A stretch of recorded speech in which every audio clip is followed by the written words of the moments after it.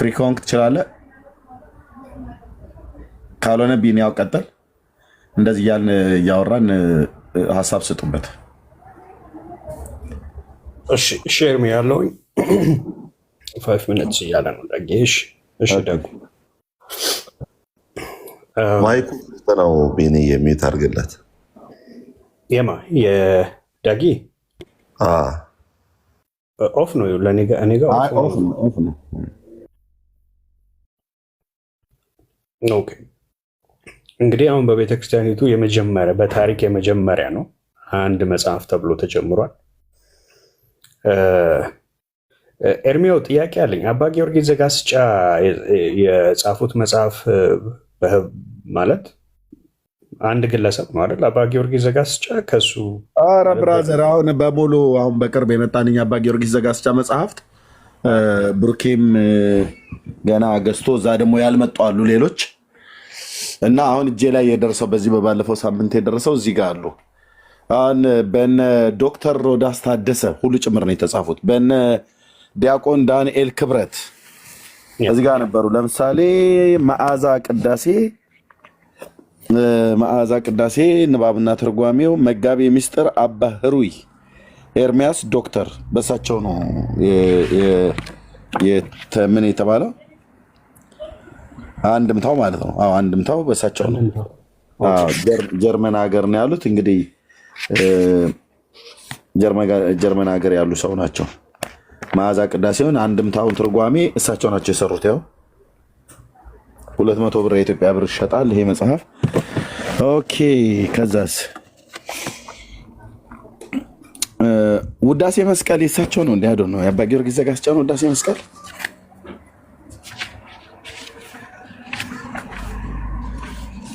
የማን ይሄ መጽሐፍ በማን ነው የተተረጎመው? ቴዲ የማን ነው? ቴዲ ካለ እስኪ ንገረኝ። ውዳሴ መስቀል የአባ ጊዮርጊስ ዘጋስጫ ነው እንዴ? ቴዲ ከታች ካለ እስኪ ካለ ቴዲ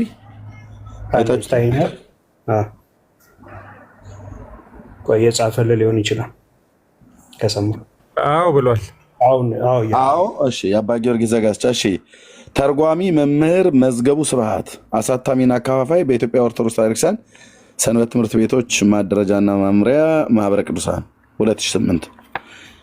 እሺ ማህበረ ቅዱሳን ያሳተመው የት አለ? ሌላው ደግሞ ሌላ ጋር ከምትሄድ ኤርሚ ውዳሴ ማርያም ራሱ ኤፍሬም ሶርያዊ አንድ የጻፈው ግለሰብ አንድ የጻፈው ኧረ ግለሰብ ነው በሙሉ። ቅዳሴ ማርያም አባ ሕርያቆስ ነው ነገር በሙሉ። ግን ይሄ ገድለ ዮሐንስ መጥምቅ የተቃወሙበት እኔ የደረስኩበት አንድ ኤቪደንስ አለኝ። ለምንድነው በተለይ ማርያምን በተመለከተ ትናንትና ትንሽ ቀን ጸባ አድርጌ እንደጀመርኩት እሱ ላይ እናገራለሁ። ቢኒ ተናገር አንተ፣ እኔ እንዳላወራ። እሺ ፖይንቱ ምንድን ነው? አሁን በግለሰብ የተጻፈ ብለው በእሱ ላይ ሊላከክ አይችልም። ኦብቪየስሊ ብዙ ገድላት፣ ድርሳናት፣ ታምራት በቤተክርስቲያኒት ውስጥ ያሉ ብዙ አዋልድ መጽሐፍት አብዛኛዎቹን የተጻፉት በግለሰብ ነው። የራሳቸው ሰዎች ናቸው። ከጻፉም በኋላ በቤተክርስቲያኒቱ ዘንድ የማይታወቁ እንደው ተነበው የማይታወቁ መጽሐፍቶች አይደሉም።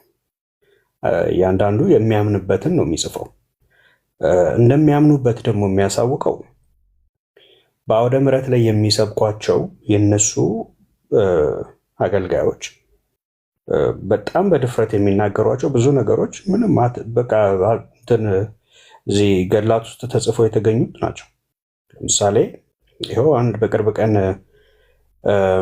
ሰው እግዚአብሔርን እንኳን ክዶ እግዚአብሔርን እንኳን የካደች ነፍስ ማርያምን ከተጠጋች ትድናለች ብሎ በመድረክ ላይ እያስተማረ ነው። አንድ ቄስ ይሁን ዲያቆን አላውቅም፣ የሆነ ቀጠን ያለ ጥምጣሙ ሰፌድ ያክል በጣም ነው የሚያስቀኝ። ኢየሱስ በጣም ትልቅ ጥምጣም ያለው ሰው ነው። ኤኒዌይስ አሁን ይሄንን ሰውዬ የሆነ ገድል ስላላነበበ ምናምን አትለውም። መድረክ ላይ የሚያስተምረው ገድል ነው። ብዙዎች አሉ እንደዚሁ ገድላትና ድርሳናትን መድረክ ላይ የሚያስተምሩ። ስለዚህ አንድ ግለሰብ ላይ ሄዶ መለጠፍ አይቻልም። እናንተም ታውቃቸዋላችሁ። ኦኬ። በባለፈው ዝክረ ኒቅያ ጉባኤ ላይም እንደዚሁ ጳጳሱ ምንድን ነው ያሉት? መጽሐፍቶቻችን ጥራት ይጎላቸዋል ብለዋል። ጥራት ከጎደላቸው ሳያውቁ ነው እንደ ጥራት የጎደላቸው? አንድን ነገር እኮ ንጹህ ነው ወይንም ጥራት አፌን ሞልቼ ልንገር እዚህ ላይ እድሜ በተሐድሶ ውስጥ ላሉ አገልጋዮችና መጽሐፍ ለጻፉ ቪዲዮ ለሰሩ ስልጠናዎች ለሰጡ እስከዛሬ ድረስ ለደከሙ በላት በል ኦርቶዶክስ የትኛውም አፌን ሞልቼ መነግርህ የትኛውም ሊቃውንት ቁጭ ብሎ እነዚህ መጽሐፍቶች በመጀመሪያ መጽሐፍቶቹ በራሳቸው መጽሐፍቶቻችን እስቲ ችግር ይኖርባቸው ይሆን ብለው በዚህ ተነሳሽነት ተነሳስተው መጽሐፍቶቻቸውን አንብበው ችግር እንዳለባቸው አውቀው አይደለም የተናገሩት። ታዲያ ማን ያሳወቃቸው? እድሜ ለመርጌቶቹ፣ እድሜ ለካህናቱ፣ እድሜ ለዲያቆናቱ፣ የኢትዮጵያ ኦርቶዶክስ ክርስቲያን አገልጋዮች ስለነበሩ፣ እድሜ ለሰንበት ተማሪው፣ በሰንበት ትምህርት ቤት ውስጥ ያለፉ። ኦኬ፣ በዚህ እኮ ጉዳይ ነፍስ እኮ ሁሉ ተከፍሎበታል። ብዙ ሰዎች ሞተዋል። ብዙዎች ሰዎች ደማቸው ፈሷል እኮ ጭንቅላታቸው እየተገመሰ። መርጌታ ጽጌ ባለፈው ሲናገር የተናገረው ነገር ቴዲ ቤት ቀልድ መስሏችሁ ከሆነ ሪል እኮ የሆነ እኮ ነው፣ ሀፕን የሆነ እኮ ነው። በቅርበት ስለማቀው እሱ ያኔ እንደዛ ተደብድቦ በተመታ ሰዓት ላይ እኔ በዛን ወራቶች ውስጥ ነበርኩኝ። ኦኬ፣ ቁስሉን ጭንቅላቱ ላይ ይቻለውን የተመታው ማለት ነው። እስካሁን ድረስ ታማሚ ነው። የእውነት እኮ ነው። እግዚአብሔር ከሞት እኮ ነው ያተረፈው። ብዙዎች በጎጃም፣ በጎንደር፣ በትግራይ፣ በተለያዩ በሰሜን ሸዋ፣ በተለያዩ ኢትዮጵያ ግዛቶች ላይ በዚህ ጉዳይ ብዙ ዋጋ ከፍለዋል። በጣም ብዙ እና መጽሐፍ ተጽፏል፣ ስልጠናዎች ተሰጥተዋል፣ ደብዳቤ ተጽፎ ገብቷል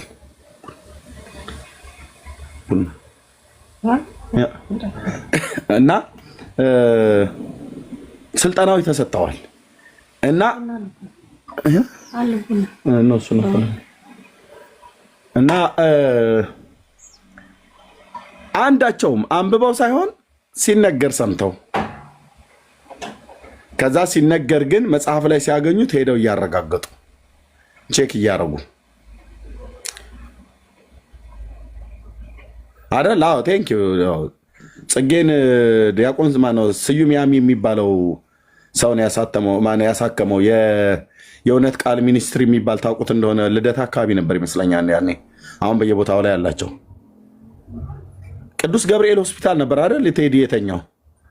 አዎ በለኝ እስቲ 22 ያለው ቅዱስ ገብርኤል ሆስፒታል ነበር አይደል የታከመው? እንደዛ ሲል ነበር የሰማሁት።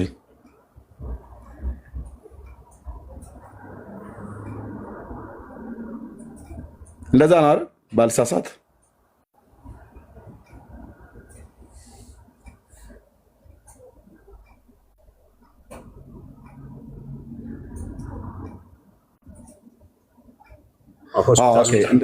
አላስታውሰም። እንደዛ ያለ ይመስለኛል።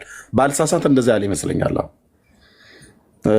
ምክንያቱም አብረን የማገልገል እድል ገጥሞኛል። አብረን አገልግለናል ከጽጌም ጋር ማለት ነው ለተወሰኑ ዓመታት በተሐድሶ ውስጥ እና እውነት ነው ብዙ መከራን ተቀብለዋል። እሱም ብቻ ሳይሆን ሌሎችም ሁሉ ጭምር ማለት ነው። እና ይህን ሁሉ መጽሐፍቶቻቸው ጥራት ይጎላቸዋል ብሎ ያሉት የትኛውም ቄስ ሲጀምር መጽሐፍቶቻቸው ላይ ችግር እንዳለ አያውቁም ነበር። አያውቁም። ይህንን አፌን ሞልቼ የምነግራቸው ወንድሞች እናቶች አያውቁም ነበር። መጽሐፍቶቻቸው ላይ ችግር እንዳለ አያውቁም ነበር። ያወቁትማ አይ እነዚህ መጽሐፍቶች ችግር አለባቸው ማለት ሲጀምሩ ቤተክርስቲያን ውስጥ የጎሪጥ ታዩቸው። ጀርባው ይጠና ተባለ፣ ይፈተሹ ተባሉ። በቅንነት ስለተናገሩ ማለት ነው። የሚጠቅሟትን እኮ ልጆች ነው እኮ ኦርቶዶክስ እያወጣች የምጥለው። የሚጠቅሟትን ልጆች ማን ነው? እናቱ በለበሰችው ልብስ ላይ ቆሻሻ ነገር ሲያይ እሷ ድንገት ካላየችው እማዬ እዚህ ጋር እኮ ቆሻሻ ነክቶብሻል ብሎ ማይል ማን አለ? ወላጅ ሆኖ ለእናቱ ማለት ነው። እንኳን ወላጅ ለእናት ልጅ ለወላጆቹ አይደለም ማንን ሰው የምታውቀውን ሰው ቆሻሻ ነገር ልብሱ ላይ ካየ እሱ የማያየው ቦታ ላይ ሆኖ ካየ እማዬ ቆይ አንዴ አባባ እዚህ ጋር የሆነ ቆሻሻ ነገር ነክቶታል መንገድ ላይ ወይ እንግዲህ ዛፍ ተደግፈው ነው ወይ ደግሞ አሞራ ከላይ ስትሄድ ምናምን ነገር ብለህ ትናገራለህ፣ ታሳያለህ። እንደዛ በምታሳይ ሳለ አንተ ባለጌ እንዴት ታሳየኛለህ? አንተ ምን ስለሆንክ እኔ አይን አለኝ አይደል ምናምን ብሎ ይላል። ያ ሰው አይልም።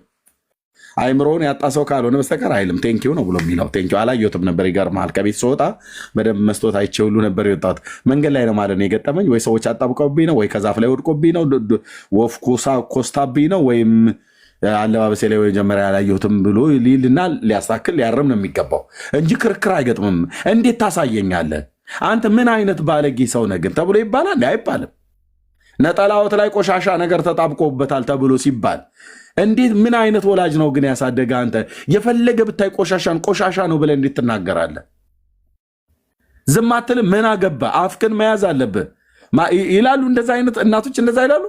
ወይ ልጄ አላየሁትም ነበር፣ እግዚአብሔር ያሳድግልኝ፣ እድሜ ይስጥህ ነው የሚሉት።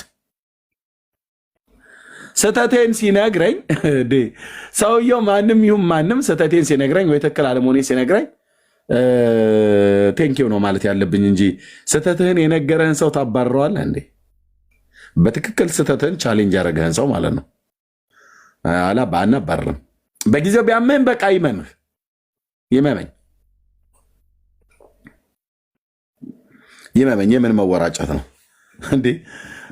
አንድ ማዕት ልብስ ላይ እንደዚህ የለበስከው ሱት ላይ እንደዚህ የተንጠባጠበ ቆሻሻ ጀርባህን ሁሉ አንተ ሳታየው ተርከፍክፎ ብስትወጣ እኔ ንጹህ ነኝ ከብር ከወርቅ ይልቅ የነጣሁ የጠራሁ የተንተከተኩ ምናምን ነገር ማለት ይሄ ዝም ብሎ ግብዝነት ነው።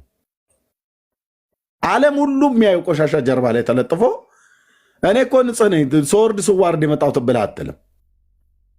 ዓለም ሁሉ የሚያነባው መጽሐፍት በቤተክርስቲያኒቱ ቅጽር ግቢ እንደዚሁም በየአደባባዮቿ ላይ በንዋይ ቅድሳት መሸጫ ሱቆቿ ላይ ሁሉ እኮ ጭምር በሼልፍ ላይ የተንጠለጠሉት ዓለም ሁሉ ገዝቶ ሙስሊሙም ጴንጤውም ማንም ገዝቶ ሊያነባው የሚችልበት ማለት ነው። እና ሲያነቡ እንዲህ አይነት ትምህርት አለ እንደ በቤተክርስቲያኒት ውስጥ ብሎ ይላል ሰው ሲጠይቅ፣ እኛ ንጹህ ነን ይልሃል። ያን ይመጣል ነው ምን ንጹህ ነህ? ምን ንጹህ ነህ? እኛ የእኛንም ቤት ነው የምንፈትሸው ከመጽሐፍ ቅዱስ ውጭ ሌላ የለም እንጂ። እስኪ አትም ጴንጤ መድኃኒዓለም ይፈርዳል። መጽሐፍቶቹ ንጹህ ናቸው ያለው ዲያቆን እስቅያስ ነው አይደል?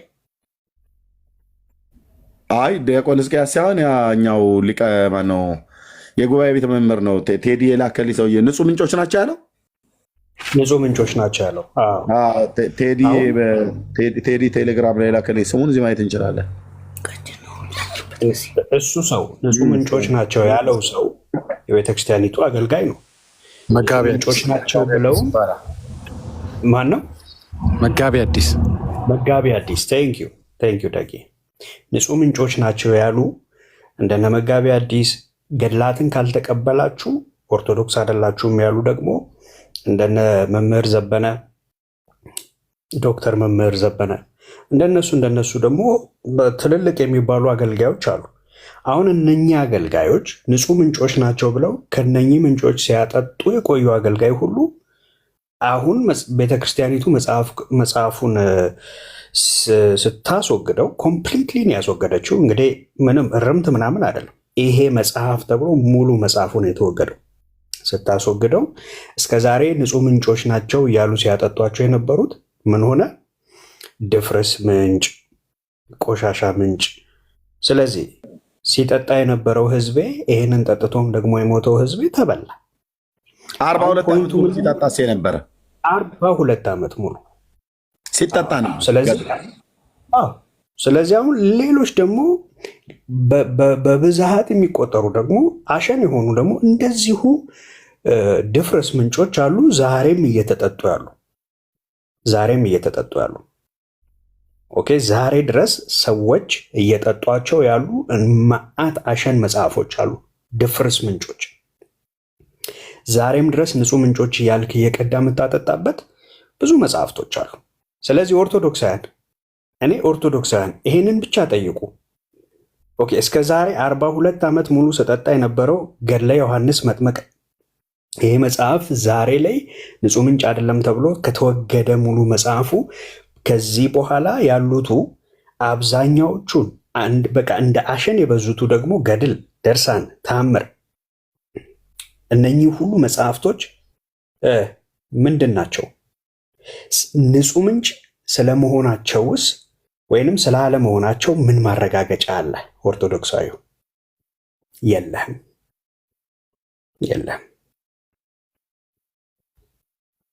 እኔ ኦርቶዶክሳዊ ብሆን ዛሬ ነበረ ቤተክርስቲያን ግቢ ሄጄ አባቶችን ጠርቼ በቃ ዛሬውኑ ፍረዱ ነው የምለው።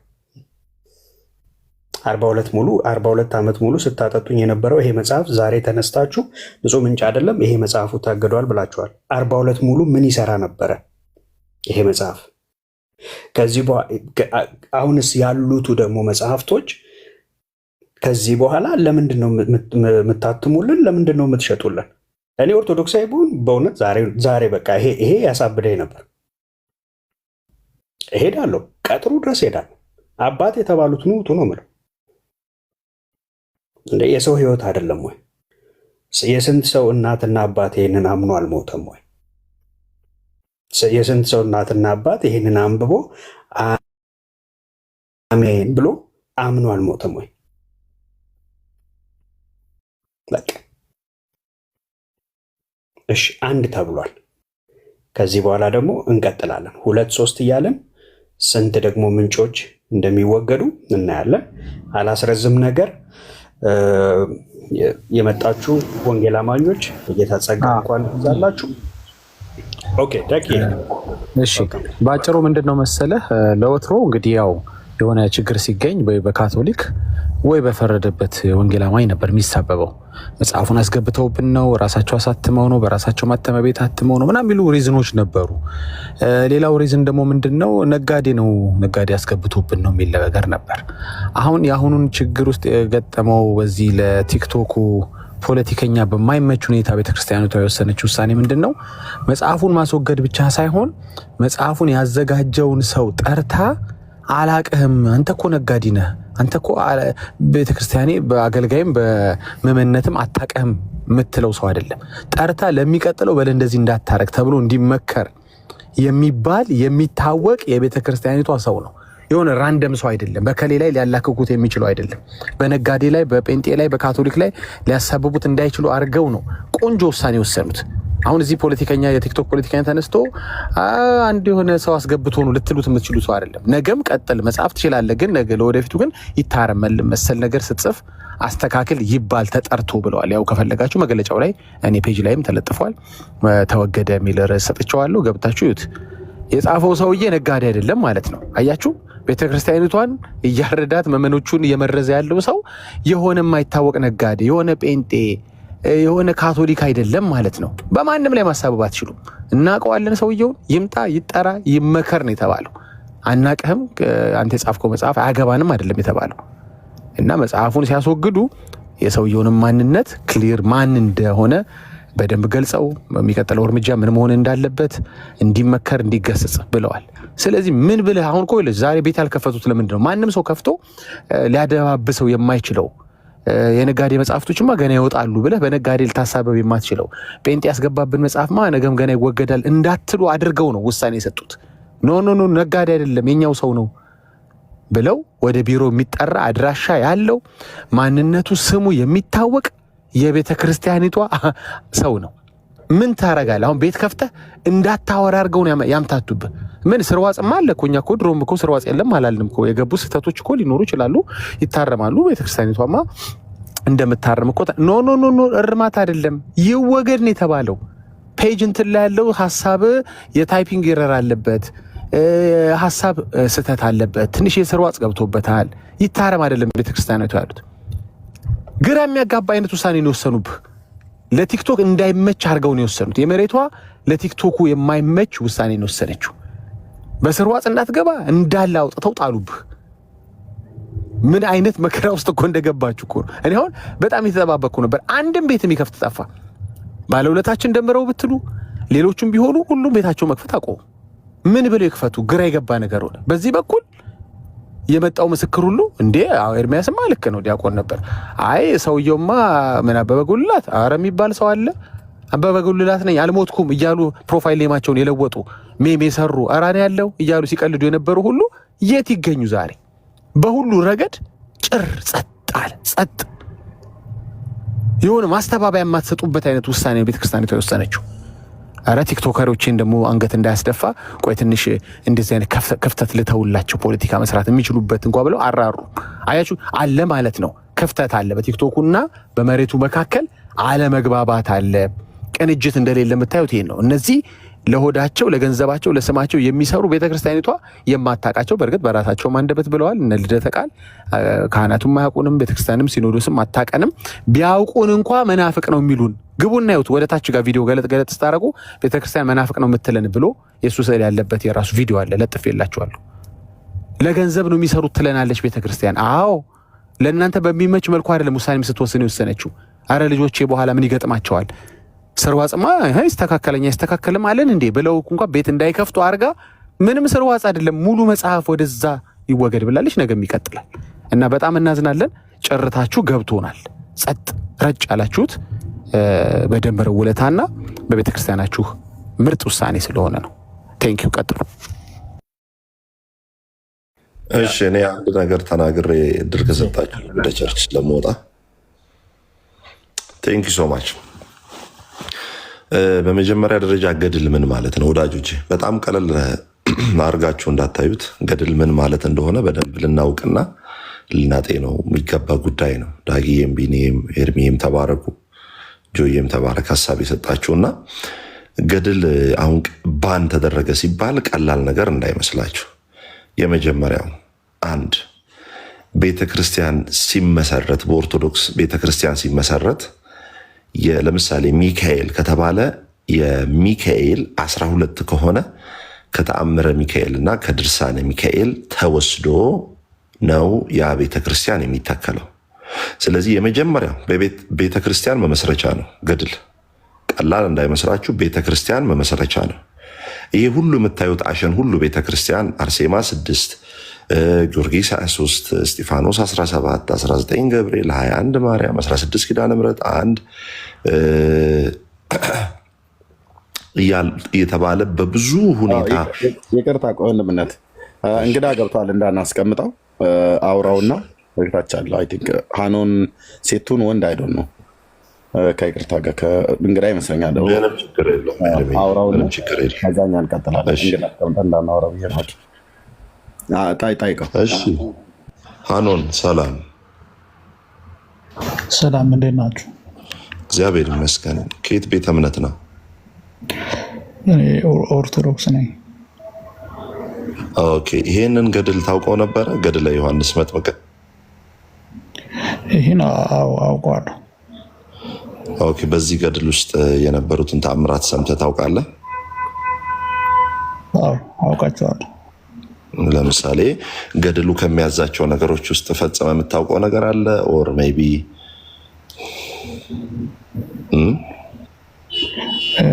ገድሉ ማለት ግልጽ አድርገው እስኪ። ለምሳሌ አንድ ገድል ላይ ለምሳሌ አቡነ ሀብተ ማርያም ለምሳሌ ልበል። ለምሳሌ አቡነ ሀብተ ማርያም ገዳምን የተሳለመ 7 ትውልዱ ይድናል ይላል። ገድለ ዮሐንስ መጥምቅም ላይ እንደዚህ አይነት ነገር አለ። እንደዚህ አይነት ነገር ድንገት ገድሉ ላይ ሰምተህ አድርገህ ይሆን? ኦኬ አሳየኝ እስኪ። አሁን እዚህ ገድል ላይ እሱን አንብበው ታውቃለህ? ቅዱስ ይህን ገድል አንብበው ታውቃለህ? ወንድም የምጠይቀን ትመልስልህ። ምን ላደርግ ነው እኔ ሰዓት ስራ አጣው እንደ የማነበው እኔ አንተ አንብበው እንጂ። ስለዚህ አንብቧል እሱ ይላል። ኤርሚያስ አንብበው ታውቃለህ? ይህን ገድል ሙሉን አንብበዋል? ሙሉ ነው ከነ መልኩ ጭምር ከፈለክ ጠይቀኝ። መልኩን ማለት ነው ሙሉን። ታዋቂሽ የመጽሐፉ ጸሐፊ ማን ናቸው?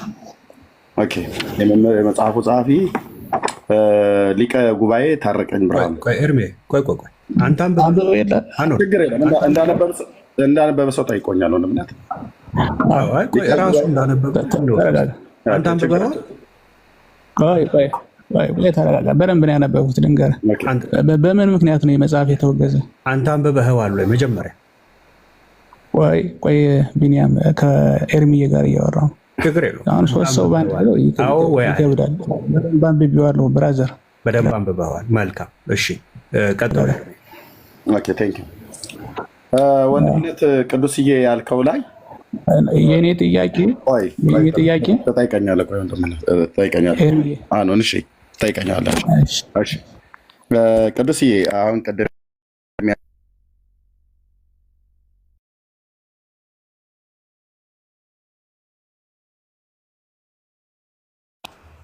ጠብጠብ 500,000 ያስገባ ምንድን ነው? እሺ አንብበሃለሁ ነው ብለህ ያልከኝ ይሄው መጽሐፉ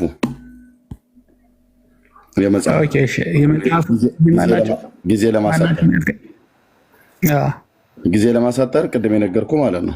አሳታሚው ማነው? ተርጓሚው ማናቸው? ሊቀ ጉባኤ ታረቀኝ ብርሃኑ ናቸው። መምህር ቅኔ ተርጓሚ ማለት ነው። በቤተ ክርስቲያኑ የታተመ መጽሐፍ ነው። ብራዘር ይኸው ስለታተመ እኮ ነው ሰውየውን ጠርተን እናነጋግራቸዋለን ብለው ያሉት ማለት ነው። በደንብ አድርገህ ስማኝ። በቤተ ክርስቲያኗ ነው የታተመ ወይስ በግለሰብ ነው የታተመ መጽሐፍ? በግለሰብ ነው የታተመው። በግለሰቡ ግን የቤተክርስቲያን አገልጋይ ነው። ፔሪድ። ስለዚህ የተወገዘው ይሄ ክሮኒክል የተወገዘው በግለሰብ ስለተጻፈ ነው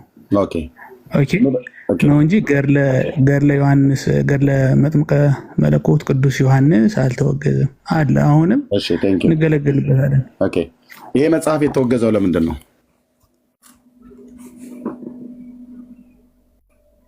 ወጣ አይደል? አትችለውም። ቀጥሎ መቆም ስለማችል ማለት ነው። ፊቴ አትቆሙም ብዬ የምልህ ለዚህ ነው። ኦርቶዶክሳውያን ፊቴ አትቆሙ ማለት እንደዚህ ማለት ነው። ቱር ብሎ ወጣ።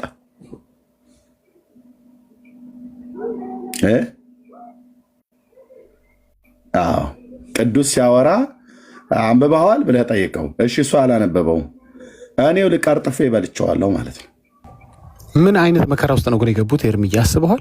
አይመችም እኮ አልኩህ። ፖለቲካ የግለሰብ ነው ብለው ቢመጡ ማት የግለሰብ አለ። ለምንድን ነው የምታስወርዱ? ማን አስወርዳችሁት ነው? ነው እንደዚህ የሚያደርግ የለም። ራሱን ይወረድ እንደዚህ የሚያደርግ ማንም አልነካም። በፍጹም ማለት ራሴን አስወርጀው ነው ኔትወርክ ከሆነ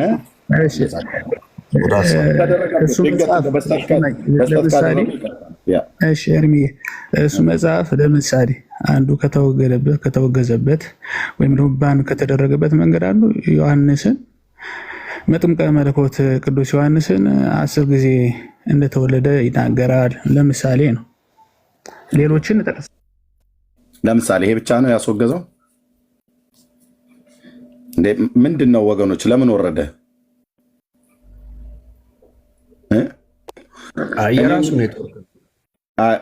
እኔንም ቅድም እህትዬ ቤት እንደዚህ አድርጎ የነበረ እና ሞዴሬተሮች ምስለ ሞዴሬተር እኔ ጋ ፀጉረ ልውጥ ማንም የለም፣ ማንም ያስገባ የለም። ኦኬ ሞዴሬተሮች በዚህ ጉዳይ ጨዋዎች ናቸው። እታች ያላችሁ ሰዎች አታስወርዱ። ምን ተደረገና ያስወርዱታል? በእርግጥ እውነት ጥያቄም አይመጣልኝም። ኦኬ ሞዴሬተር ስማችሁን እያየሁ ነው።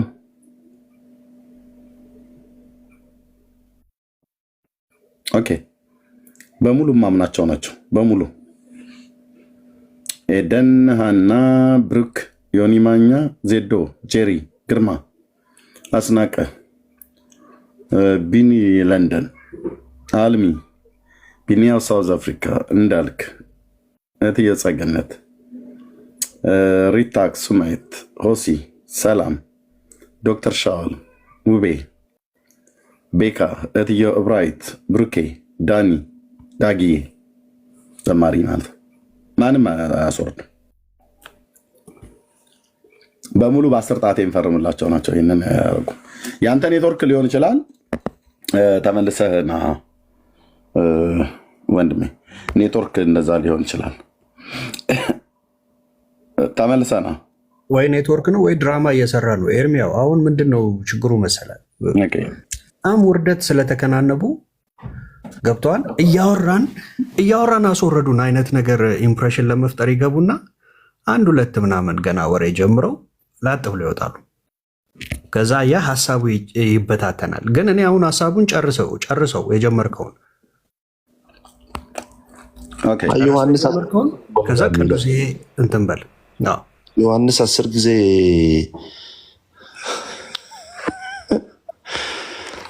ማለት እንደዚህ ለማመን የሚከብዱ ነገሮች ገድለ ዮሐንስ ላይ ብቻ ነው እንደ ያሉት። ማርያም ለ7 ጊዜ ነው የምትላቸው ብላ ሞታለች ብለውን የለ እንዴ? ምንድን ነው እንዴ?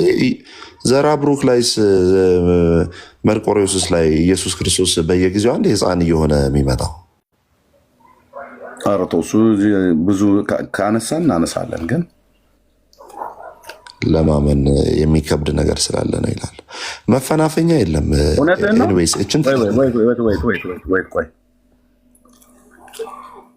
ነው። ና የኦርቶዶክስ አይን ብሎ የሚል ያለ ብሎክ ተደርጎ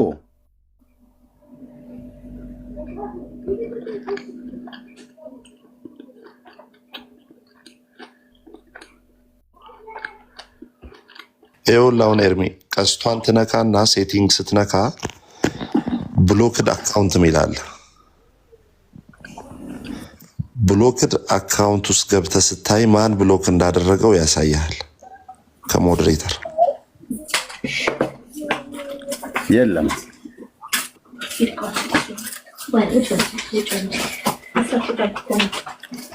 የለም፣ አይታየኝም። ለኔ ብሎክ ውስጥ የለም።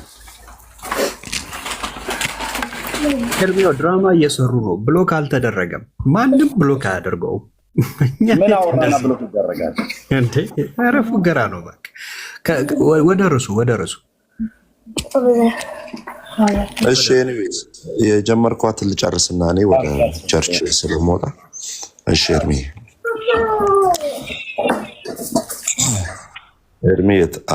ቴንክ ዩ። የመጀመሪያው ገድል ወዳጆቼ የቤተክርስቲያን መመስረቻም ጭምር ነው። ቤተክርስቲያን የሚመሰረተው ለምሳሌ በገድሉ ላይ ባለው ታሪክ ወይም ተአምር ወይም ገድል ማለት ነው። በዛ የተአምር መጽሐፍ ከሆነ የተሰራው ተአምር ሁልጊዜ ይነገራል። ገድል ከሆነ ደግሞ አንድ ቤተክርስቲያን ሲመሰረት ያ ቅዱስ ወይም ጻድቅ የተባሉ ሰው የሞተበት ቀን ሊሆን ይችላል። ሰማዕትነት የተቀበለበት ቀን ሊሆን ይችላል። ኦር ትልቅ ጀብድ ወይም ተአምር ያደረገበት ቀን ተብሎ ወይም የሞተበት ቀን ወይም ሰማዕትነትን የተቀበለበት ቀን ተብሎ ያ ቀን ነው ተወስኖ ቤተክርስቲያን የሚመሰረተው ማለት ነው። ስለዚህ ኦርቶዶክስ ቤተክርስቲያን አንድን ቤተክርስቲያን ስትመሰርት ለምሳሌ ጊዮርጊስ በ23 ሰማዕትነትን ተቀበለ፣ ሞተ ተብሎ ይነገራል። አይታችኋል። ስለዚህ ያ ገድሉ ላይ ባለው ቀን ነው ቤተክርስቲያን ኦርቶዶክስ ቤተክርስቲያን ላይ የሚመሰረተው ማለት ነው። እና እነኚህ ተሰብስበው ደግሞ ወደ ስንክሳር ይገባሉ ማለት ነው። ስንክሳር የሚባለው መጽሐፍ ደግሞ እያንዳንዱ ከ185,000 በላይ የሆኑ ሰዎች ታሪክ ያለበት ነው።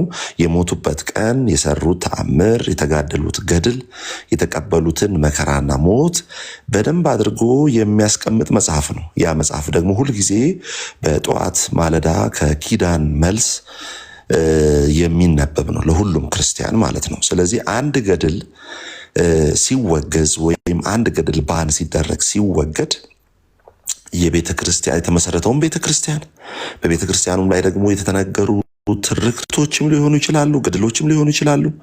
እያንዳንዱ ታሪክ በየሀገሩ የተመሰረቱ ቤተክርስቲያኖች በዛ ቀን ላይ ደግሞ የሚደረጉ የትኛውም አይነት መንፈሳዊ ክንዋኔዎችን ሁሉ ገድል ነው ይዞ የሚገባው። አንደኛው የቤተክርስቲያን መመስረቻ ነው። ሁለተኛው ንግስ ራሱ ንግስ አንደኛው የቤተክርስቲያን መመስረት ነው። ሁለተኛው ደግሞ ንግስ ለምሳሌ በ12 ሚካኤል መሆኑን የነገረ መጽሐፍ ቅዱስ ሳይሆን ድርሳነ ሚካኤልና ተአምረ ሚካኤል ነው። ኦኬ። ስለዚህ እነኚህ ገድሎች ከገድል ከተአምርና ከድርሳኖች ላይ ቀኖች ተወስደው ነው 12 ሚካኤል፣ 13 እግዚአብሔር አብ፣ 16 ኪዳነ ምሕረት፣ 17 እስጢፋኖስ እየተባለ የሚነገረው ከገድል ከድርሳንና ከተአምራት መጽሐፍ ነው። አንደኛው የቤተክርስቲያን መመስረቻ፣ ሁለተኛው ደግሞ የንግስ በዓል የምታከብሩት ንግስ ማለት ነው። ስለዚህ ገድለ ዮሐንስ መጥምቅ በ30 መሆኑን ማን ነገረ ብላችሁ ከጠየቃችኋቸው አይ የነገረኝ ገድለ ዮሐንስ መጥምቅ ነው። ኦኬ። ስለዚህ ንግስ ብላችሁ የምታከብሩት በ30 የትኛውንም አይነት ወልደ ዮሐንስ ምናምን እያላችሁ ለልጆቻችሁ ያወጣችሁት ስም እያንዳንዱ ነገር በእያንዳንዱ ቀን የሚደረጉ ነገሮች ሁሉ ከየት የሚደረጉ ናቸው? ከዚህ ከገድል ውስጥ የሚደረጉ ናቸው። ሶስተኛው ለምሳሌ የቃል ኪዳኖች አሉ በገድል ውስጥ ቃል ኪዳኖች። ለምሳሌ ገድለ ዮሐንስ መጥምቅን ቤተክርስቲያን የረገጠ ገዳሙን የረገጠ የተሳለመ ዝክር ያወጣ ተአምሮ ይሄ ገድሉን መጽሐፍ ገዝቶ ለቤተ ክርስቲያን የሰጠ በንግስ ላይ ደግሞ የተለያዩ ነገሮችን ደግሞ ስፖንሰርሺፕ ያደረገ ሰው 7 ትውልድ ይድናል፣ ወር 8 ትውልድ ወር 6 ትውልድ እንደዛ እንደነ ዘራ ብሩክ እንግዲህ ከ20 ምናምን በላይ ያላቸው እነሱ ናቸው። ስለዚህ በእነዚህ ገድል ውስጥ የተቀመጡ እነኚህ ፕሮሚሶች አሉ። 7 ትውልድ 5 ትውልድ 3 ትውልድ 1 ትውልድ አሁን ለምሳሌ ማክሲመም አሁን 40 ነው የሚባለው 1 ትውልድ። ስለዚህ 7 ትውልድ ከተባለ 10 ትውልድ ቢባል 400 ዓመት ሙሉ ልጅ ምን የሚያድርግ አንተ ዝም ብለህ ዘቢብ ዕጣንና ዣንጥላ ከፈለግ ከቤተሰብ መምሪያም ወስደ ኦር በጣም ደስ የሚሉ ከፒያሳ አካባቢም የሆነ ዣንጥላ ገዝተህ ሄደ ከሰጠ ስም ይጠራል። 400 ዓመት 10 ትውልድ ከሆነ በ40 ዓመት 400 ዓመት ትውልድ ይድናል ማለት ነው። ስለዚህ አንደኛ የቤተክርስቲያን መመስረቻን ይዘዋል። ሁለተኛ እያንዳንዱን ቀናቶቹን ንግሶቹ የሚደረግበት ቀን። ሶስተኛ ቃል ኪዳን። በጣም ብዙ ልዘረዝርላችሁ የማልችለው በጣም እልፍ የሆኑ ነገሮች ሁሉ የሚቀዱት ከዚህ ከገድላት ከድርሳናትና ከተአምራት ከመልካ መልኮች ናቸው ማለት ነው። ስለዚህ አንድ ገድል ተወገደ ስንል በመጨረሻ የምናገረው ሀሳብ አንድ ገድል ተወገደ ሲባል የቤተክርስቲያን የተመሰረተበት፣ ሁለተኛ ቀናቱ የንግስ ቀናቱ፣ ሶስተኛ ደግሞ በዛ መጽሐፍ ውስጥ የተቀመጡ ፕሮሚሶች ወይም ቃል ኪዳኖች በሙሉ አፈር ደቼ ነው የሚበሉት ማለት ነው። ስለዚህ እስከዛሬ ዝክር ያወጣችሁ፣ ጠላ ያጠጣችሁ፣ ዳቦ ድቤና የተለያዩ አይነት ነገሮችን ያወጣችሁ፣ ነጠላ የሰጣችሁ፣ ጋቢ የሰጣችሁ፣ ጃንጥላ ያወጣችሁ፣ የተለያየ አይነት ዕጣኖችን ዘቢብ፣ ከርቤ፣ ዕጣን ያወጣችሁ እያንዳንዳችሁ ተበልታችኋል። ልክ አንዳንድ ሪል ስቴት ምን ያደርጋሉ መሰላችሁ? ይህንን ያክል ገንዘብ ቆጥቡና ቤት እንሰጣችኋለን ይሉና ቆጥባችሁ መጨረሻ ላይ ቤቱ አይሰጣችሁም ማለት ነው። ቤቱ አይሰጣችሁም። ከዛ ቤታችን ተበላ እንደምትሉት ዝክራችን ተበልተዋል፣ ዕጣናችን ተበልተዋል፣ ዣንጥላችን ተበልተዋል። በባዶ እግራችሁን መሄዳችሁ እግራችን ተረከዛችን ተበልተዋል። እግራችንን ወይ ማሳጅ ቤት አስገቡን ወይም ስኪንኬር አስገቡን ብላችሁ መጮህ ትችላላችሁ። እስከዛሬ የተበላችሁት ዕጣን፣ የተበላችሁት ዘቢብ፣ የተበላችሁት ዣንጥላ፣ የተበላችሁት የትራንስፖርት ብር መለሱላችሁ። ካልመለሱላችሁም መጽናናትን እንመኛለን እላለሁ። ነፍስ ይማር።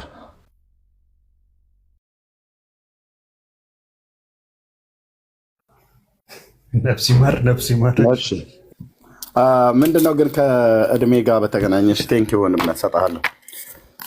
ከእድሜ ጋር ምንድነው ከቃል ኪዳኑ ጋር በተመለከተ ያው የሚያወራ ሰው ካለ ይምጣ። እኔ ሙሉን ያነበብኩት ሙሉ ነው። እነሱ ምናምን ነገር እንደዚህ ሞተ እንደዚህ ማን ነው እንደዚህ ተወለደ ምናምን ነገር አይደል። ለምሳሌ ገድለ ዮሐንስን ምን ያለ እስከ ስንት ትውልድ ድረስ እምርላችኋለሁ ብሎ የሚለውን ይዩት። እመለስበታለሁ።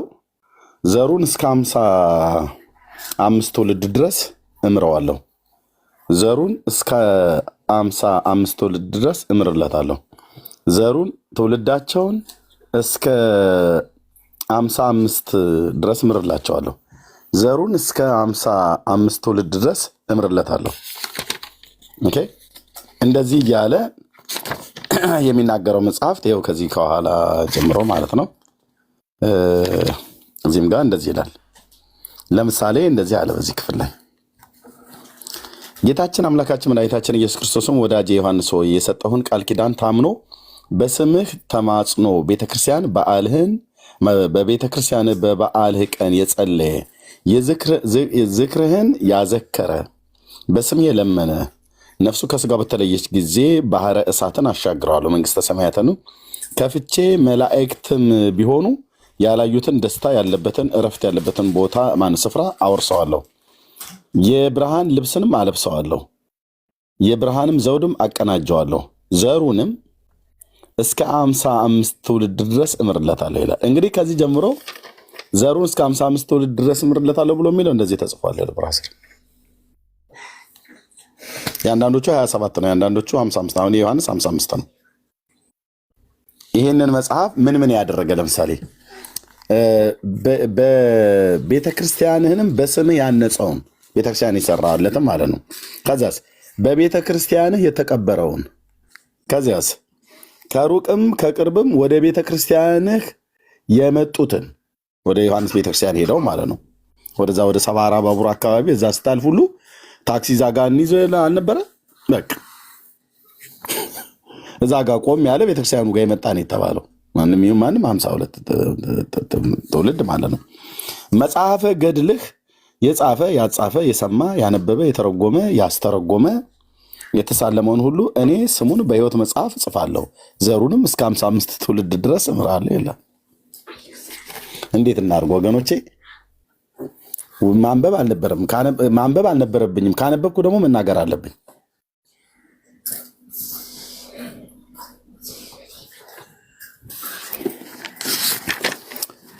እነሱ ገና በመወለድ ነው ምናምን ነገር። እኔ ጥርጣሬን ዛሬ በደንብ ጎላ ሰፋ በጎላ በሰፋ በተረዳ ይላሉ አይደል? እንደዛ አድርጌ እኔ ዛሬ ጠይቃለሁ። ሰዎች ይምጣ። አንዳንዱን ብዬ ደበቅ የማደርገው ገብተው እንዲያወሩ ስለምፈልግ። መልክ ነው ያየሁት እንደ ኤርሚ እርሱ ላይ መልክ አለ። አዎ መልክ አለ። አዎ ታዲያ መልኩ አለ እዚህ ጋር ኤርሚዬ 55 ትውልድ የሚማረው ነፍሰ ገዳይ ቢሆን እስላም ቢሆን የፈለገ ቢሆን የእሱ ዘር ይሁን እንጂ 55 ትውልድ ማለት ከ1000 ዓመት በላይ ማለት ነው። በሱ የዘር ግንድ ውስጥ ያሉ ሰዎች የፈለገ ነገር ቢያደርጉ 5ቱን አዕማደ ምስጢራት ሁሉ ባይቀበሉ ምህረት ያገኛሉ። ጋራንትድ ነው ማለት ነው። አዎ እንዴት ታዲያ እንደዛ ነው የሚለው መጽሐፉ እኮ። እንደዛ መጽሐፍቶች እኮ ነገረ ድህነትን ያወራሉ እኮ ብለን ምን ለዚህ ነው ጆ እንደምታውቀው ማለት ነው። 55 ማለት ባይዘወይ መጽሐፍ ቅዱስ እንኳን እንደዚህ አይነት እኮ ጋራንቲ አይሰጥህም። 55 ትውልድ እኔ አሁን መጽሐፍ ቅዱስን አመንኩ አይደል? መጽሐፍ ቅዱስን አምኜ በጌታ ኢየሱስ ክርስቶስ አምኜ የሚገኘው ንስሐና የኃጢአት ይቅርታ ስለተቀበልኩ ነው የዳንኩት። ልጆቼም እንደዚሁ ካላመኑ አይድኑ። ግን እኔ አሁን ስላመንኩላቸው ልጆቼ ልጅ 50 ትውልድ 55 ትውልድ ድረስ ኤርሚያስ ብቻ ቅድመ አባታችን አምኗል ብለው ልጆቼ፣ አያታችን አምኗል ብለው የልጅ ልጆቼ፣ ቅድመ አያታችን አምኗል ብለው የልጅ ልጆቼ እንደዚህ እያለ ምጅላቴ ጭንቅላቴ ብቻ ምትሉትን እያለ አምኖልናል እያሉ ብለው ቢሉ ኦኬ አውቀዋለሁ። ልክ ነው፣ አስታውሳለሁ። ልክ ነው አውቀዋለሁ። ያንተን ጣየም ያለ የእሱ ልጅ ነህ። እሰይ ነው ያምር። እሰይ ጎሽ ኑ ግቡ ተብለህ የምትገባበት የአቶ ድፋባቸው ድንኳን አይደለም መንግስተ ሰማያት ብራዘርዬ። የእሳቸው ልጅ ነህ። አላወቅኩም ነበር። መች ነው የተወለድከው? እናትህ ማን ነች? ብለው መላእክት እያገላበጡ ጉንጨን እየሳሙ የምትገባበት አዳራሽ አይደለም። ዳር ትይዛለህ አልኩ። እዚህ ዳር ያዝ ብዬ እንዳልኩ ገብርኤል እዛ ጥግ ያስይዝሃል። እለፋለፋለሁ ብለህ ብትል ዝም ብሎ የብርሃን ሰይፉን አውጥቶ ብቻ ማሳየት ነው። የምትገለባበት የኪሩቤል ነበልባል ሰይፍ አለች አይደል? በኤደን ገነት ድራሽ ይጠፋል ማለት ነው። መፈጠርን እስክጣላ ድረስ ነገር ያነሳዋልና ሕማማተ መስቀል ላይ እና ድርሳነ መስቀል ላይ ሰለሞን ንጉሱና የግሪኩ ንጉስ እስክንድር ሄዱልህ። ታሪኩ እርስ በርስ ይምታታል አልኩ። ድርሳነ መስቀል ላይ ሰለሞን ሄደው ይለዋል። ሕማማተ መስቀል ላይ ደግሞ መስቀል የሚለው መጽሐፍ ላይ ነው ያለው። ሕማማተ መስቀል በሚባለው ላይ እስክንድር ነው ሄደው። እስክንድር ገነትን ሊያያት በወደደ ጊዜ በአዝራ ፈረስን ንስርን ከባዝራ ፈረስ ጋር አላምዶ አዋለዳት ይላል። አንተ ቁጭ ብለህ ቁጭትህን እየቋጨ እሺ እናማ ከዛ በኋላ ይላል። እንደዚህ ነው መጽሐፉ የሚያወራው። ዝም ብለን አሁን በአገርኛው እኔ በገጠርኛው በባል አገርኛው ላውራው ብዬ ካልኩ አስኮመኩምሃለሁ አልኩ። ምን ያደርግልሃል? ከበበው ገዳዛ ሄደህ የምትፈልገው ፍልፍሉ እያልክ አንተ ያልሆነ ነገር የምሰማው ማለት ነው። ለመሳቅ ከፈለክ እዚህ አንጀትህ እስኪዞር ድረስ የሚያስቁ ጽሁፎች ተጽፈዋል። ጥሩ ተራኪ ብቻ ነው የሚያስፈልገው። እና እስክንድር ወደ ሰማይ ገነትን ሊያይ በወደደ ጊዜ ሄደ። ሲሄድ የሄደው በፈረስ እየጋለበ ነው። ፈረሱ 2 ክንፍ አለው። ያን ከባዝራ ፈረስ ጋር አላምዶ አስወለደ። አንዳንዶቹ ንስሩን ያጠቃት ፈረሷን ይላል። አሁን እንደገና ደግሞ እኮ በዚህ ዲቤት ልንገባ ነው።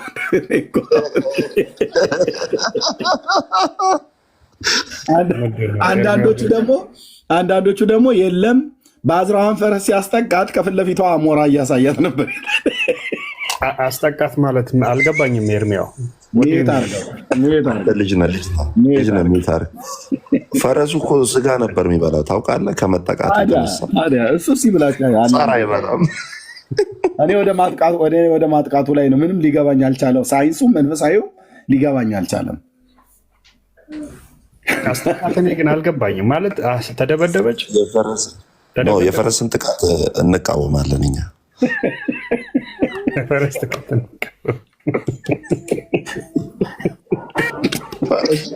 ጣር መብላት አቆመ። ምላስ ሰንበር መብላት ጀመረ። እኔ እኮ በጣም ግርም የሚለው ምንድን ነው ብዬ ስጠይቅ አይ ኖ ኤርሚያስ ላምዶ ንስሩን ምን ማላመድ አስፈለገው? በአዝራ ፈረስ ደግሞ እኔ ያውቃለሁ። እኔ ገበሬ ነኝ፣ እረኛ ነኝ። እኔ ጋር አታምታታ። እና ፈረስን ሲያጠቃት የሚጠቃቁበት ነገር አለ የሚታወቅ ማለት ነው።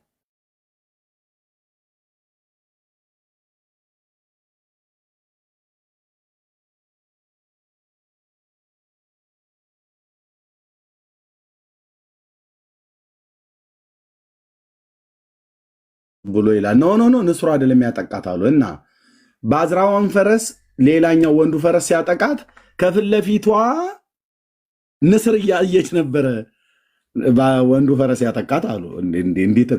እንዴት አይነት እኔ የምልህ የት ነው የምንኖረው? እዚህ ፕላኔት ላይ ነው ወይስ ጁፒተር ላይ? እኔ እኮ አንዳንዴ የሆነ ፕላኔት አንድ ኮሜንት ላንብብልህ። በድሮን ነው እንዲያጠቃት ይላል።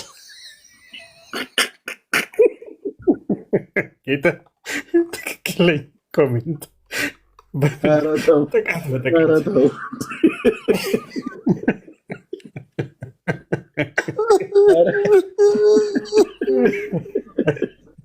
እንዲህ ምንም አልገባኝ ብሎ አለ በሁለቱም። እሺ በአዝራው ፈረስ ትጠቃ ንስር ከፊት ለፊት ካሳያት ምን መሆኑ ነው? ዝም ብዬ ወደ መጽሐፍ ቅዱስ ወስደው የያዕቆብ በጎች የተባሉት ላባ ቤት ሽምልምሌ በትር አይደል ያሳያቸው? እንደዛ መሆኑ ነው። እሱ እኮ በትሩን ገንዳ ውስጥ ጥሎ በጎቹ ውሃ ሲጠጡ በትሩን እንዲያዩት ነው። በትሩ አይደለም ያጸነሳቸው። እሱን አዩ። በኋላ በጎች ወንዶቹ በጎች ናቸው ሴቶቹን በጎች ሲያጠቁ የጸነሱት። ሲጸንሱ እግዚአብሔር ራሱ በተአምራት ያደረገው ነው። ሲጀምር ልብ በል። አሁን የፈለግ ሽምልምሌ እስቲ ስራ። አንዳንዱም ይህንን ወዴት ነው እየወሰድክ ያለው ኤርሚያስ? ይህን ነገር እምልህ ይመጣብኛል ብዙ ሀሳብ። አንዳንዱም እንዲሁ በሚስቶቻቸው ላይ በባሎቻቸው ላይ የሚወሰልቱ ሴቶች ናቸው። ምንም አታመጡም። እናገራለሁ። እንደዚህ አይነት ሴቶች ካላችሁ ጀርባዬን አዙሬ አናገርም። ያው ሪፖርት ብታደርጉ ነው። አንዳንድ የሚወሰልቱ እዚህ እንኳን አሉ ብዬ አልልም፣ ግን ካላችሁም ምንም ይቅርታ አልጠይቅም። አንዳንድ የሚወሰልቱ እናቶች ወይ እህቶች በባሎቻቸው ላይ ተደብቀው እና የሆነ ቦታ ላይ ተንጎዳጉዳ ድው አድርጋለች እና ከዛ ልጁ ሲወለድ ከአባትየው ምንም የያዘው ነገር ላይገኝ ይችላል። አያትም ጋር ስትሄድ የለም፣ አጎትም ጋር ስትሄድ የለም። አንዳንድ ልጆች አይታቸው ከሆነ የአክስት ልጆች ጋር ሄዳሉ። መልካቸው ዘር ስለሆነ ምንም ችግር የለውም። ግን በዘር ውስጥ ተፈልጎ ይታጣል። ያንን የማይመስል ሰውዬ ምንድነው ይወለዳል ማለት ነው። የሰባ ከርከሮ ነው ያለችው። ኦፓል ነው ወይስ እንዴት ነው አማርኛ? ብቻ እና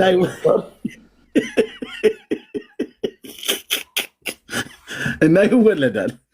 በሚወለድ ሰዓት ቤተሰብ ውስጥ ፈልጎ አባትም ጋር እናትም ጋር የለም፣ በዘር ውስጥ ይጠፋል። ወይዘሮ እንትና አቤት ይሄ ልጆት ግን ማንንም አይመስልም ይላል። የገጠር ሴቶች ደግሞ ሲናገሩ በደንብ ነው፣ በደንብ ቀስ ብለው ነው በታፋ በኩል የሚሰጡት ማለት ነው። ኧረ ከየት ነው ያገኘችው ይላሉ። አይ ሳትባልግማ አልቀረችም። ግን ትዝ አይሎትም ያያ ከሌ ልጅ አይመስልም ብለው ሄደው ይወስዳሉ። ኦኬ ከዛ እንደነኛ አይነት አንዳንድ ሴቶች ለማምለጥ ሲሞክሩ ምን የሚሏት አማርኛ አለች? እህቶች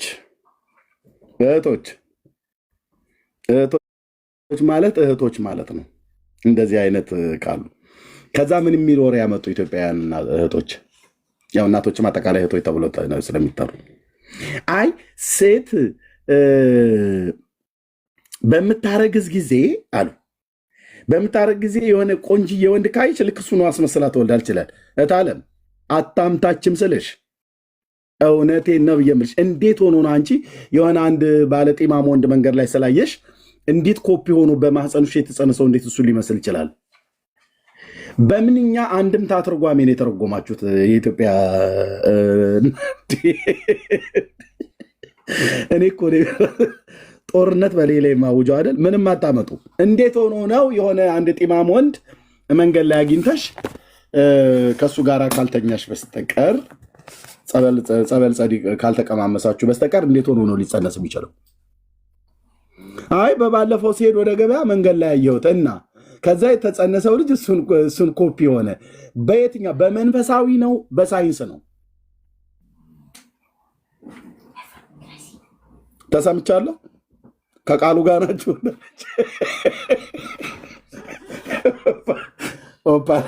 የሆነ ነገር ስናገር እያጨሰችን ከቃሉ ጋር ናችሁ ትለናለች። እንዴ አስታክሱልን በመድኃኒዓለም።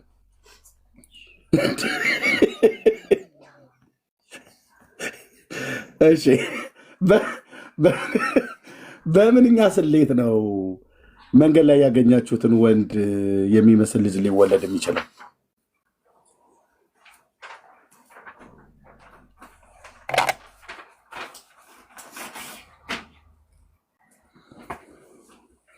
እና ልመለስ እዛ ስለ ብርሃን ሰይፍ እያነሳው ነው። እና ተውት በቃ። አይ ትቼዋለሁ፣ እህቶች በጣም ትቼዋለሁ። እና ከእናንተ ጋር ፒስ መፍጠር ነው የሚሻለው። አይ ወንድም አለ እና እህቶች አይዟችሁ፣ የሚወሰድት ወንድም አለ። እናንተ ብቻ አይደላችሁ።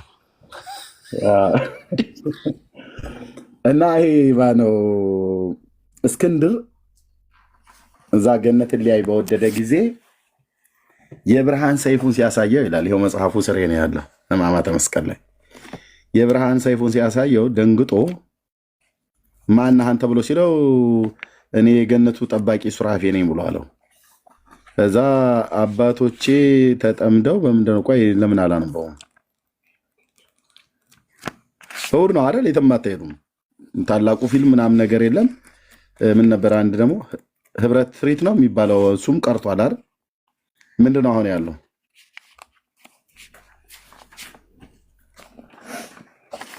ቴሌቪዥን ያይ ሰው የለም ኤርሚ። አሁን ሁሉም ቲክቶክ ላይ ነው።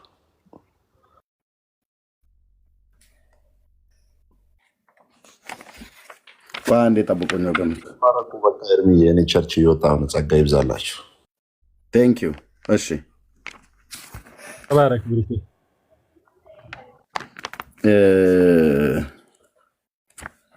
መንገደ ሰማይ ሕማማተ መስቀል እዚህ ጋር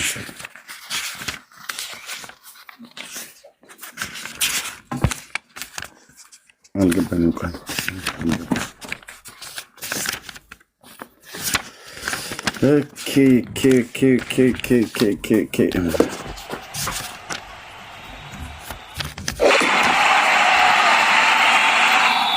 እሺ ሕማማተ መስቀል ይኸው ድርሳነ መስቀል ዘወረሃ መስከረምም ላይ ይሄ ታሪክ አለ። እዛ ለሰለሞን ተብሎ የተጻፈው፣ እዚህ ግን ለእስክንድር ነው። ይኸው እንዲህ አለው፣ እግዚአብሔር እንደታረቀው እንድታረቀው አውቆ ሶስት እስክንድር ገነትን ሊያይ ሶስተኛ እስክንድር ገነትን ሊያይ በወደደ ጊዜ የንስር ግልገል ከባዝራ ፈረስ አላምዶ አዋለደ። ፈረሲቱም እንደርሷ 4 እግር እንደ አባቱ 2 ክንፍ ያለው ንስር ብትወልድ ይላል። አባቱ 2 ክንፍ ንስር አባቱ ከሆነ ንስሩ ነው ማለት ነው ያስወለዳት። ስለዚህ ፈረሷ ንስር እያየች አይደለም በወንድ ፈረስ የተጠቃችው፣ ንስሩ ነው ያጠቃት። ኤርሚያስ ዛሬ በዕለተ እሑድ በስነ ተዋልዶ ልታስተምረን ነው ወይ ብለህ ካልክ ለምንድን ነው ይሄን ያመጣሁት? ቆይ ወደ ሰይፉ ጋር እዚህ ጋር እመጣለሁ። ጋይስ እንደዛ ነው አይደል የሚለው? አብረን የምናነበው እዚህ ቤት ሲያብረሽ አንብብ ህይወቴ በቀኛው ላይ ብዬ ገብቼ እንደምታስነብብ ብለህ ካልክ አንብበው። እግዚአብሔር እንደታረቀው አውቆ ሶስተኛ እስክንድር ገነትን ሊያይ በወደደ ጊዜ፣ እስክንድር የተባለው የግሪኩ ንጉስ ነው። በወደደ ጊዜ የንስር ግልገል ከባዝራ ፈረስ የማታውቁ ለመጠቃት የደረሰች ለመውለድ የደረሰች በሀገረኛው አባባል ለመጠቃት ማለት ነው። በወንድ ፈረስ ለመጠቃት የደረሰች ማርገዝ ልጅ አገረድ እንደማለት ነው። በሰውኛ ስናወራ የከተሜ ልጆች አንዳንዱ ባዝራ ብሎ የሚለው ስለማታውቁ ነው። ያልወለደች ግን ለመውለድ ዝግጁ የሆነች በወንድ ፈረስ ለመጠቃት የደረሰች ባዝራ ፈረስ ትባላለች። ከእንደኔ አይነት ምንድነው ከገጠር ከባል ሀገሩ ሰው ነው ይሄን የምትማረው። ኦኬ ሊያይ በወደደ ጊዜ የንስር ግልገል ከባዝራ ፈረስ አላምዶ አዋለደ። ማላመዱ እንግዲህ በፍቅር እንዲያያዙ መሰለኝ። ፈረሲቱም እንደርሷ ፈረስ 4 እግር ስላላት እንደርሷ 4 እግር እንደ አባቱ 2 ክንፍ ያለው ንስር ብትወልድ ይላል። እንደ አባቱ 2 ንስር ነው ያለው። ንስር ስንት ክንፍ ነው ያለው? 2 ክንፍ። ስለዚህ አባቱ ማን ነው ማለት ነው? ንስር ነው። ንስር ምንድን ነው? እንቁላል ጣይ። ባዝራ ፈረስስ በወንድ ፈረስ ተጠቅታ በሴክሹዋል የሚዋለዱ ማለት ነው። ታዲያ እዚህ ጋር ባዝራዋን ፈረስ ማን ያጠቃት? ንስሩ። በምኑ አጠቃት ነው? ተጠያይቅ እዛው ቤትህ። ይህን መጽሐፍ እያነበብ ከአሜን የምትለው ሰውዬ እኔ ላይ አይነን አታጉረጠረጡ። ተጠያይቅ፣ ጠይቅ። ጋይስ እንዴት ነው አሞራ ፈረስን ያስረግዛል እንዴ ብለህ በለው። እማልቦ ነገር ዘይሳኖ ለእግዚአብሔር ብሎ ካለ ዳር ያዝ በለው፣ ዳር ያዝ በለው። እንትን ንስር እንቁላል እንደሚጥል ነው የማውቀው። እኔ በገመገሙ እኔ ባደኩበት አካባቢ ላይ ተራራ አካባቢ ላይ አለ ጭልፊት፣ ጭላ፣ እንደዚህ ዝዬ ምናምን ነገር ይባሉ። እነዚህ አብዛኛው እነዚህ በራሪ አዋፍት ዝርያዎች በሙሉ እንቁላል ይጥላሉ። በንፋስ ነው። እነሱም እኮ የሚገናኙበት አገናኘት እኮ አላቸው መገናኛ። እኛ እኮ ቸገረን ብራዘር። መጽሐፍቶቻቸው ብለው የሚሉት እንዴት ብለን አሁን ይህንን እንዴት ነው ማለት እንዴት ፈረስን እንዴት በምኑ አጠቃት? ይሄ አሞራ አባቱ ብላችሁ ስላላችሁ እንደ አባቱ 2 ክንፍ ያለው ንስር ብትወልድ ይላል። አባት ተብሎ የተጣራው ማነው? ያጀማ በስላምኛው ምእመና እንደማለት ነው። ያጀማ ይላሉ። እዚህ ማነው አባት ተብሎ የተጠራው? ቆምላቸው ድፋባቸው ማን ነው? ንስር።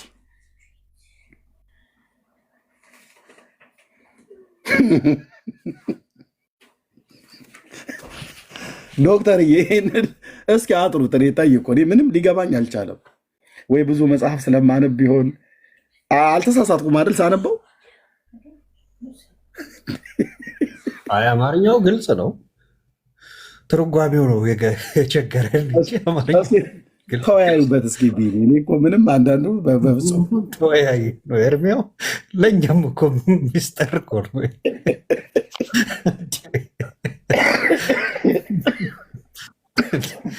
አማርኛው በቀይና በጥቁር ተጥፎ ግልጽ የሆነ ነገር ነው። ግን ተርጉሞ ካልን በሳይንሱ ይተርጎም፣ በሳይንሱ ከወሰድከው ፌል ያደርጋል።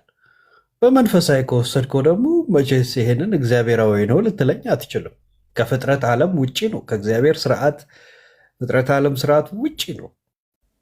ስለዚህ ምን እስቲ በቃ ይሄንን እንግዲህ ወይ ራሳቸው መጥተው ይፍቱት፣ የጻፉት ይፍቱ አባት እነሱ ናቸው እንደሚሉ የለ በኦርቶዶክስ ማይንድ ሴት ነው፣ በኦርቶዶክስ መነጽር ነው ይፈታ። እስኪ የሆነ ኦርቶዶክስ መጥቶ ማን ነው ይፈታው?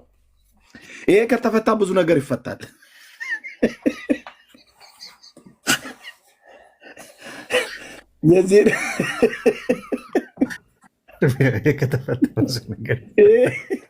ይሄ መጽሐፍ ከተፈታ ወገኖች የምድሪቱ ነገር ሁሉ ይፈታል። አዲስ እኮ ባዮሎጂ መጽሐፍ ሁሉ አለብን። ይሄ ከተፈታ እስከዛሬ ተምሬያለሁ የምትይ ሁላ ባዮሎጂ ላይ የተማራችሁ ስለ ፍጥረት ላይ የተማራችሁ ምናምን አዲስ ሁሉ መጽሐፍ መጨመር እንችላለን። ወይስ በዚያ ዘመን እና በዚህ ዘመን ያሉ ንስሮች እንዴት ነው ተለያይተው ይሆን እንዴ? በዚያ ዘመን ማጥቂያ ያላቸው፣ በዚህ ዘመን ደግሞ በነፋስና በእንቁላል እንደዛ አይነት ነገር ሆኖ ነው ወይስ? አልገባኝም። ኤርሜ እሱ ራሱ ቢሆን ከሳይንሱ ጋር ይጣላል። በዛ ዘመን አሁን ፈረስን ለማጥቃት የሚያክል ማጥቂያ ያለው ንስር በሰማይ ይከፋል።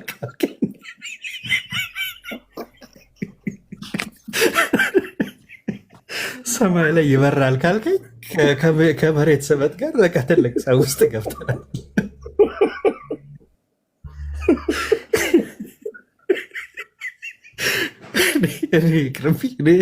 ሚዩት አድርጌ በስቅ ይሻለኝ። ለምን ደግሞ ወረው የት ታመልጣለህ? ገብተህበታል። እኔ ብቻ ለምን እንዴ? እኔ ብቻ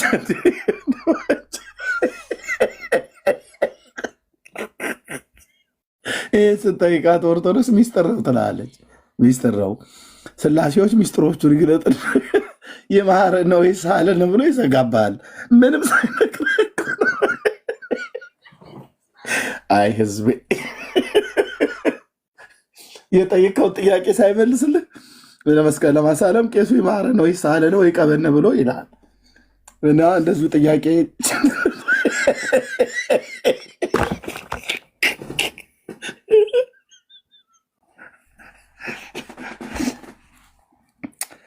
ኧረ ተወኝ አንተዬ፣ ተወኝ አንተዬ።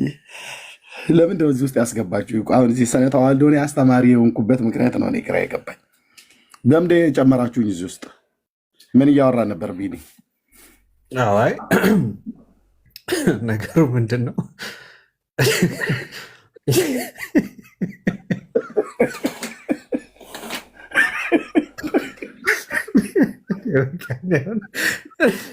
እኔ የዚህ ንስር ጉዳይ ጠንቅነዋል አይደል? የዚህ መጽሐፍ ታሪክና የገድለ መርቆሬዎስ በጭኖች መካከል ያለው እንደ ምሰሶ የቆመው ብሎ ያለው እሱ ከተፈታ የምድሪቱ ጉዳይ ይፈታል። አሁን ይህን ጠይቅ ህዝባችን ስንት የህይወት ቋጠሮ አለበት እኔን ለመፍታት። ቶይ ጌታን ዛሬ አታስቀየር። በጭኖች መካከል ስላለው ወገብህ ብላ ቁጭ ወገብ ጭን መካከል አላየም ሲከራከረኝ ጉግል አድርጌ የወንድ ልጅ ጭን አምጥቼ በኋላ በኩል አዙረው ሲለኝ በፊት ለፊት አድርገው ሲለኝ ሳረግ ጠጋ በል ወደዛ አካባቢ ላይ ብሎ ሲለኝ ጀርባ ማን ወገቡ ይኸው እዚህ እግሩና እግሩ መካከል አለ። እግርና እግር መካከል ወገብ አለ። በመድኃኒዓለም አለው ያንተ እኔ ላይ ሙድ እያስክ ነው ወይስ ምንድን ነው? ምን ባላገሬ ብዬ ስልህ ምንም ነገር የማይገባኝ ገሪባ አድርገህ ቆጥረኸኝ ነው አይደል እንዴ? ግብ ግብ ዘቅ በል ወረታች ከፍ በል መካከሉ ላይ እያለ ማለት ነው።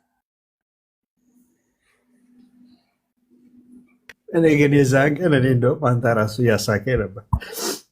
በቅንነት አናቶሚ አውጥተህ ይኸውልህ ወንድ ልጅ ሰውነት ይመስላል ምናምን እያልክ አይኔ እኮ የጂኦግራፊ የሳይንስም የስነ ተዋልዶ ጂኦግራፊ የሁሉም እኮ አስተማሪ ነው እኮ የሆንኩለት። ይመጣና ይከራከራል።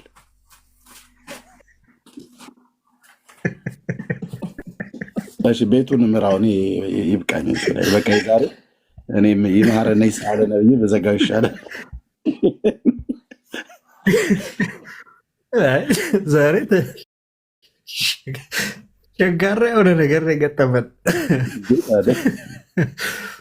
ኦኬ ሰው ይሄን ተምሮ ሄዶ ባዮሎጂ ካልተጣላ ከባዮሎጂ ጋር ካልተጣላ ምን መቼስ ሰው ይሄንን አንብቦ ከራሱ ጋር ካልተጣላ ምን ታደርገዋል? አሁን እንግዲህ ከሰዎች ጋር ሲያወራ እኔ ከዲያቆን ስዩም ጋር ነው ያወራው ይሄንን ነገር። ዲያቆን ስዩም አሁን በጭኖቼ አሁን እንደ ወገቡ መታሸት ፈልጎ ወጌሻ ቤት ቢሄድ በጭኖቼ መካከል ያለው ወገቤን ያዝልኝ ነው የሚለው ሰው እኮ። ኧረ በጌታ ተው፣ እኔ ተው ይቅርብኝ፣ ተው ሰላም ባሉበት። እሺ ወገኖች ታብታቡን ሼሩን ቀጥሉበት። ታቡን በደንብ ከፍ አድርጉት ፕሊዝ፣ ታቡን ከፍ አድርጉት። አይ አብርሽ አይዞ በቃ አሁን አንተ ቻለው። እሺ ኦርቶዶክሳውያን አላችሁ ተውት። እንደው ይሄ አሁን ያነሳነውን ጥያቄ ተውት። እንደው ምላችሁ እሱን መቼም እናንተም ማንም አትፈቱትም። ባይሆን ገድለ ዮሐንስ መጥምቅ ላይ ስለዚህ ባን ስለተደረገው ወይንም ተወግዞ ከቤተ ክርስቲያን ኮምፕሊትሊ ማንም ሰው እንትን እንዳይለው እንዳያነበው እንዳይሸጥ እንዳይታተም ጸሐፊውም እንደዚሁ ተጠርቶ በቤተ ክርስቲያኒቱ ሊቃውንትና እንደዚሁ በሲኖዶሱ ይመስለኛል አውጋዡ ክፍል ባይታወቅም ለጊዜው ተወግዟል ተብሏል። ተወግዟል። ከዚህ በኋላ እንደዚህ አይነት ጽሑፍ እንዳይጽፍ የጻፈውም ነገር እጸጽ እንደሆነ ተወግዟል እየተባለ ነው። እና አሁን ይሄን እዚህ ጉዳይ ላይ ማውራት እንፈልጋለን የምትሉ ኦርቶዶክሳውያን አንድ ቁጥር ጻፉልን እናስገባችሁ።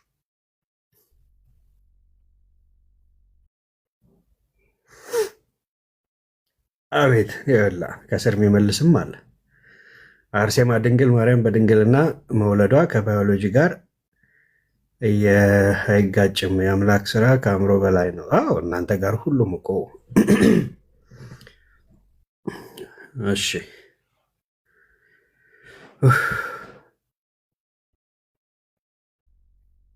እሺ አርሴምዬ በቃ ተባረኪሽ። አሁን አንዴ ከጻፍሽ ስለሚበቃ ኦርቶዶክሳውያን የሆናችሁ አንድ ቁጥር ጻፉልን፣ እየገባችሁ ማውራት እንችላለን። አይ ፕራይቬት አድርጋ አካውንትን አንድ ቁጥር ጽፋለ እንደ ዋን ኢትዮጵያ ምን እያልከን ነው? አንተም እንደገድሉ ካልዞረብህ በቀር ኦኬ። እሺ ቢኒ እንዴት ዋላችሁ? እኔም ቸርች ከመግባቴ በፊት የሆነ ነገር ብዬ ልሂድ። እዚህ ያላችሁትን ሁላችሁን ሰላም ልበልና ከገባ እንግዳ አስተናግድ። እሺ እሺ እሺ። ፓስተር ተባረክ። ቀለመ ወርቅ ከታች የገባው ሰላም ጤና ይስጥልኝ። እግዚአብሔር ይመስገን። እንኳን ደህና መጣ። እንኳን ቆያችሁኝ። እንዴት ያላችሁ? ሰላም ናችሁ? እግዚአብሔር ይመስገን። እሺ ስለ የ42ቱ ቆይ አንድ ጊዜ ዳጊ አለ እድል ስጥ ለአንተ ከማውራቴ በፊት የሚመች ከሆነ አለው በለኝ፣ ካልሆነ ችግር የለውም ከኔ ጋር ነው። እሺ እንኳን ደህና መጣ ወንድማችን። የ42ቱ ገድል የ42 ዓመቱ ገድል ለምን ተወገደ? ሚውተን አንሳ ወንድሜ። ለእኔ ነው ጥያቄው? ኦርቶዶክሳዊን አይደል?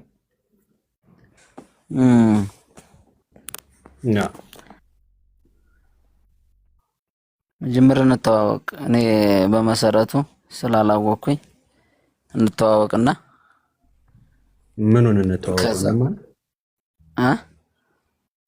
ምኑን እንተዋወቅ? ገድሉ መወገዙን አላወቅም የሚለውን ብንተዋወቅ አይሻልም? ሰው ሳያውቅ ወደ ጥያቄ መግባቱ ትንሽ ከበድ ስለሚል ብዬ ነው። ገድሉ መወገዙን አላወቅም? እያየው ነው በእንትን እና ለምንድን ነው አንድ ቁጥር የጻፍክልኝ ወንድም አለ? ምኑን እንተዋወቅ? አሁን ከገባ በኋላ እንተዋወቅ። ምኑን እንተዋወቀው? እና ሳልገባማ እንዴት ከአንተ ጋር መተዋወቅ እችላለሁ? ገብቼ ነው መናገር እንችለው። ሰው ዝም ብሎ ሳያይንትን ማለት አለበት። አሁን እንኮ ልክ እየተነጋገር ነው አይደለ? ስለዚህ መተዋወቁ ምን ችግር አለው? ስለዚህ ያወቅን እንኳን ደህና መጣ እንኳን ደህና መጣ አልኩኝ። እንኳን ደህና ቆያችሁኝ። ከየት ነው እኔም ያለሁበት ልንገር። ከየት ነው? ኦርቶዶክስ አልከኝ። በጣም ጥሩ። የ42 ዓመት ገድል ለምን ተወገደ? አንተ ማለት አንተ ከየት ነው? ራስህን አስተዋውቀኛ። እኔ ማርስ ላይ ነው ያለሁት። ከማርስ ነው። ማርስ ታውቀዋለህ? ማርስ አይ ለጊዜው እኔ እዚህ ኢትዮጵያዊ ስለሆነ አላውቀውም። ማርስ የሚባል የሆነች ትንሽ የከተማ ነገር አለች። እዛ ነው የምኖረው።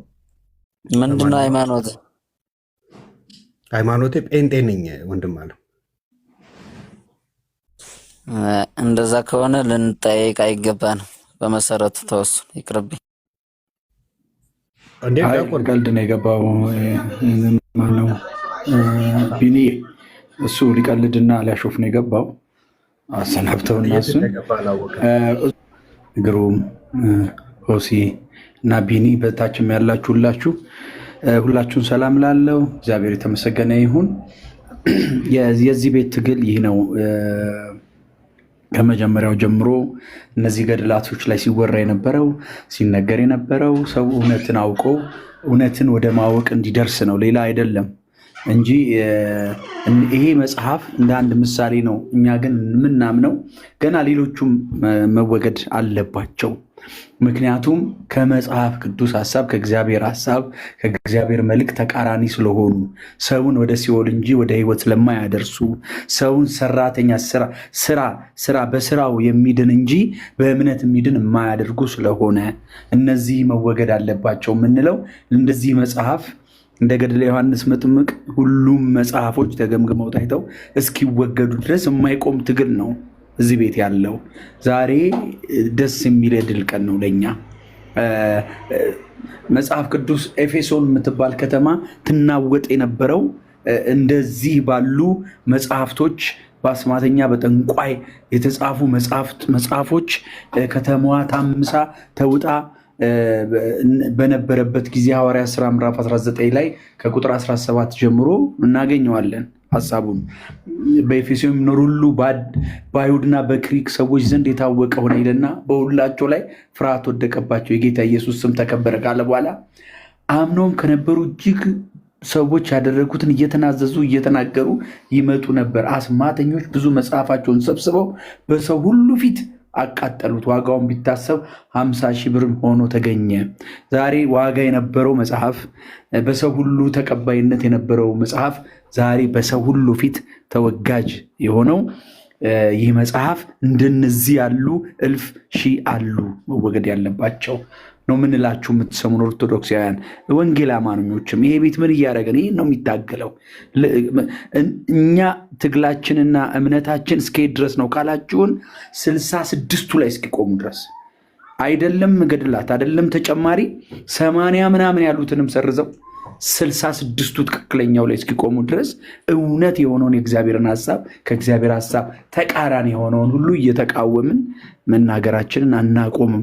ለምን አታቆሙም ካላችሁን መዳን ስላለባችሁ፣ እውነቱ ሊበራ ስለሚገባ፣ ለሰው ሁሉ ሊደርስ ስለሚገባ ዛሬ ከእንቅልፍ ጋር ከጊዜያቸው ጋር ከብዙ ነገር ከስድብን እየጠጡ እያገለገሉ ያሉ ወንድሞቻቸው ዛሬ የደከማችሁ እናንተ ትግላችሁ ፍሬ አፍርቷል። ኤርምዬ በዚህ ያላችሁ ሌሎችም እንደነዚህ ያሉ መጽሐፍቶች ቤተሰቦቻችንን በልቷል፣ ዘመዶቻችንን ውጧል። ብዙዎች ጠፍተውበታል፣ እየጠፉበትም ነው።